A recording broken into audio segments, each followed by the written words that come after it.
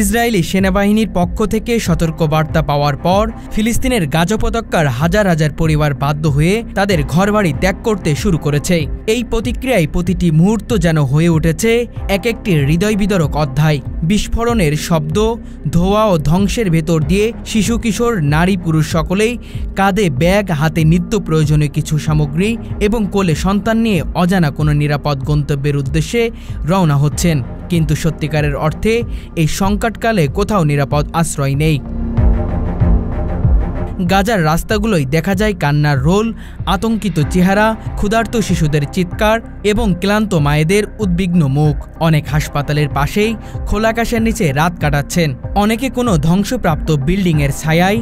খাবার, পানি ও বিদ্যুৎবিহীন এই বাস্তবতা যেন এক দুঃস্বপ্নকেও হার মানায়। অবিরাম বিমান হামলা ও গোলাবর্ষণের কারণে যে কোনো মুহূর্তে প্রাণ হারানোর আশঙ্কায় দিন কাটাচ্ছেন তারা। এই পরিস্থিতিতে সবচেয়ে বেশি ক্ষতিগ্রস্ত হচ্ছে শিশুরা, যারা স্কুলে যাওয়ার বয়সে। তারা আজ পালিয়ে বেড়াচ্ছে যুদ্ধবিমানের শব্দে আতঙ্কিত হয়ে। মানসিক আঘাত, শারীরিক কষ্ট ও ভবিষ্যতের অনিশ্চয়তা নিয়ে বেড়ে উঠেছে এক পুরো প্রজন্ম, যাদের শৈশব বলি হচ্ছে রাজনৈতিক নিষ্ঠুর খেলায়। গাজার বুকে যখন রাত নামে তখন তা শুধুই ভয়, দুশ্চিন্তা ও অনিশ্চয়তার প্রতিচ্ছবি। সাম্প্রতিক সময়ে ইসরায়েলি বাহিনীর টার্গেট অপারেশনের আগে সতর্কবার্তা পাঠানো হচ্ছে, কিন্তু সেই সতর্কতা যেন হাজারো মানুষের কাছে এক অনিশ্চয়তার মৃত্যুর সংকেত।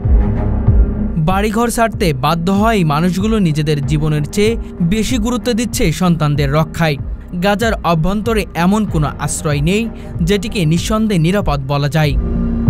অসংখ্য মানুষ, নাগরিক, বিশেষত শিশু ও নারী গোলাবর্ষণের শিকার হচ্ছেন।